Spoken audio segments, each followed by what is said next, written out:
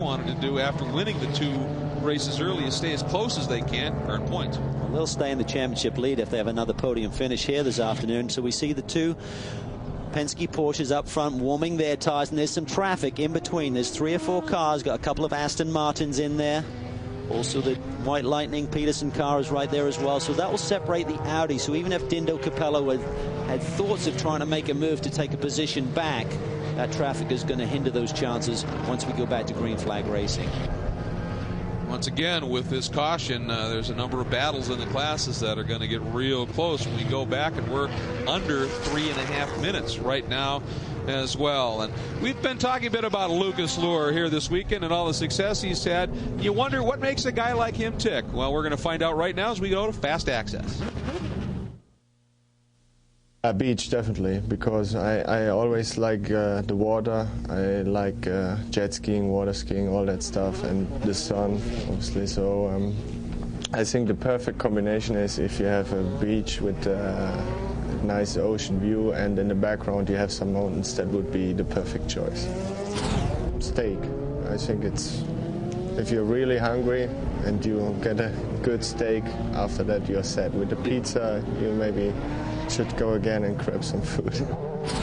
Dress down, because I just like, you know, an easier look. I don't really like a tight or something, so I'm private. I never wear something like that, so I just wear it when I really have to, but I never really enjoyed it. I bet he's wearing that a fair amount driving for Roger Penske. Yes. He's always absolutely top tier. So here it's casually dressed, eating a steak next to the ocean with mountains in the background. They have a chance to do that because remember, these guys live over in Europe.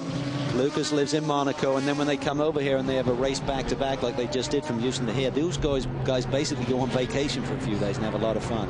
By the way, we are going green this time, and we will do so with about 1 minute and 50 seconds to go. 2 laps based on the lap times. Here we go.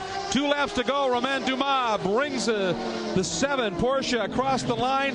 Teammate Luhr right behind. Then some lap cars. +3 on the Audi. You just saw the Audi go through, and there's the call. +3 on the Audi, keeping him informed. Exactly, and you saw Lucas Luhr. He's really twitching there as he got the entry to turn 1. Same thing here under braking. And the Aston's locking up. This is a battle for position right in front of Dindo Capello.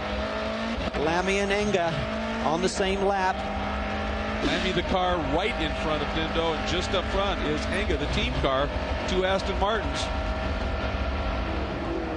There are the 2 Porsches, and again, with those 2 Aston Martins, there's Capello, 3rd overall, and we've talked about it before. He's not going to do anything at this stage to try to get to a pointless overall win. Right. The call has been made by the champion Audi squad that they basically just want to hold position, get maximum points in P1, and increase their championship lead. The Astons, they're running on the Pirelli tires. There is a rumor circulating this weekend here at Mid-Ohio that when they head to Le Mans, there is an outside possibility they will switch to Michelin tires for that. So we have yet to hear that confirmed, but there's a very strong chance for that one event they run Michelin tires again.